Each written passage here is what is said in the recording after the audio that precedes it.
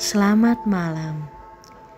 Berjumpa lagi dengan saya, Nadia Mira, yang akan menemani Sobat Misteri memasuki gerbang mimpi dengan perasaan horny, horor malam ini.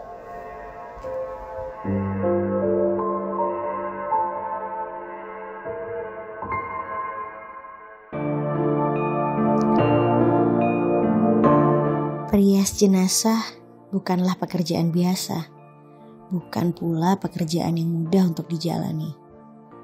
Butuh mental yang kuat, karena jenazah yang ditangani perias jenazah tidak semuanya dalam kondisi normal. Terkadang wajah jenazah yang dirias dalam keadaan rusak.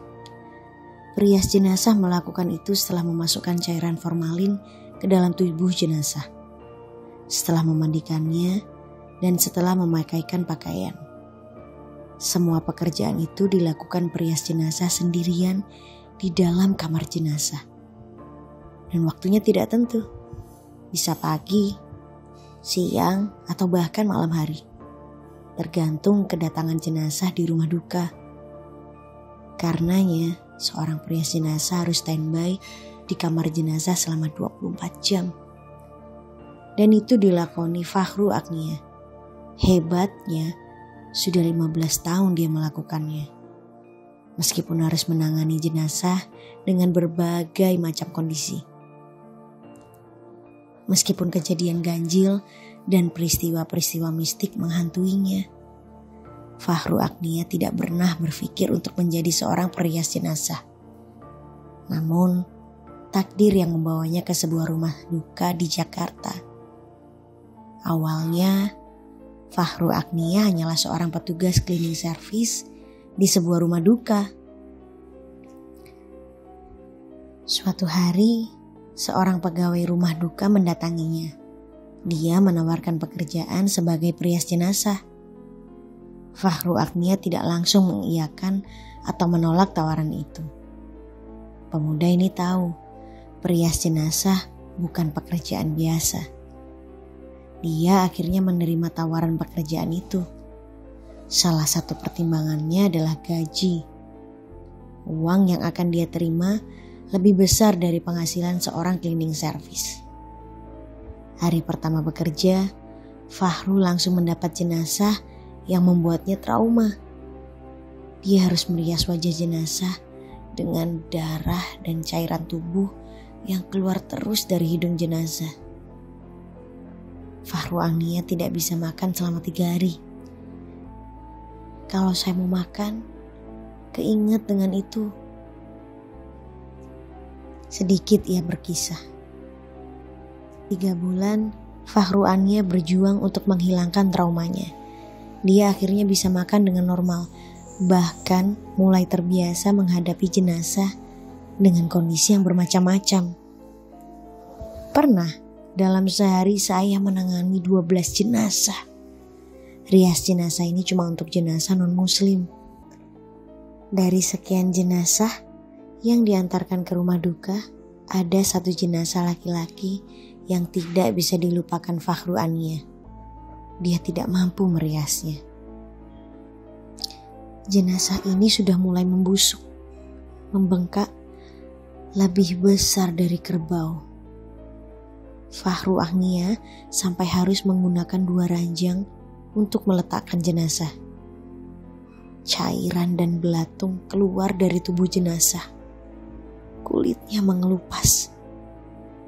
Dari keterangan dokter forensik, jenazah ini sudah meninggal dunia selama 3 hari. Ditemukan di dalam kamar mandi di rumahnya. Dengan kondisi seperti itu tidak mungkin di make up. Bau busuk di kamar jenazah tidak hilang sampai seminggu. Fakhru Agnia juga sudah terbiasa menghadapi keluarga jenazah yang riwil. Mereka kebanyakan dari salah satu suku di Sumatera Utara. Keluarga jenazah dari suku ini banyak requestnya kepada perias jenazah. Yang sanggul jenazah harus tinggi lah, bulu matanya harus tebal lah, blush onnya jangan terlalu merah lah, hingga kuteks yang digunakan harus warna ini. Sebagai perias jenazah selama 15 tahun, Fahru Agnia tentu sudah kenyang dengan kejadian mistik. Terlebih, dia lebih banyak menangani jenazah pada malam hari. Setiap hari horor karena kita bergelut dengan jenazah. Setiap hari di dalam kamar jenazah. Bisa bayangkan gak tuturnya? Kalau suara-suara tanpa wujud sudah tidak lagi aneh bagi Fahru Ania. Seperti pengalaman Fahru Ania ketika menangani jenazah anak berusia 5 tahun pada pagi hari. Malam harinya, dia mendengar suara anak-anak bermain bola di depan kamar jenazah. Kemudian suara air mengalir dari shower. Peristiwa ini dialami Fahru Ania ketika tidur di ruang tunggu. Ruangan ini untuk keluarga jenazah yang disemayamkan 1 malam sebelum di make up.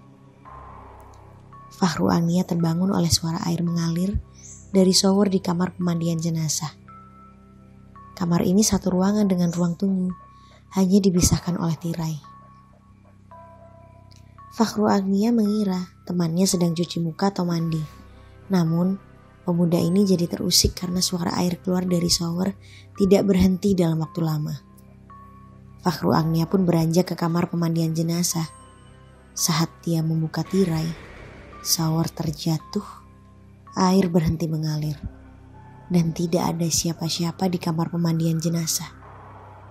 Dari sekian suara tanpa wujud, ada suatu suara yang justru menjadi pertanda bagi Fahru Ania bahwa akan ada jenazah yang perlu dia make up. Adalah suara belangkar bergoyang. Setiap belangkar di dalam kamar jenazah mengeluarkan bunyi seperti digoyang. Sekitar 10 menit kemudian ada jenazah yang diantarkan ke rumah duka. Kejadian mistik lainnya adalah ketika Fahru Ania menangani jenazah perempuan yang meninggal dunia setelah terkena serangan stroke.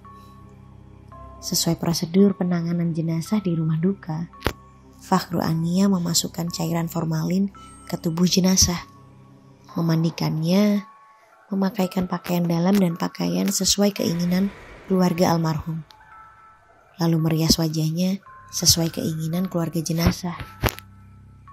Keanehan baru muncul ketika Fahru Ania memakaikan sepatu milik jenazah. Tapi tidak muat. Sepatu itu tidak bisa dipasangkan ke kaki jenazah. Keluarga jenazah pun membeli sepatu dengan ukuran yang lebih besar. Mereka membelinya di sebuah toko tak jauh dari rumah duka. Tapi tetap tidak muat.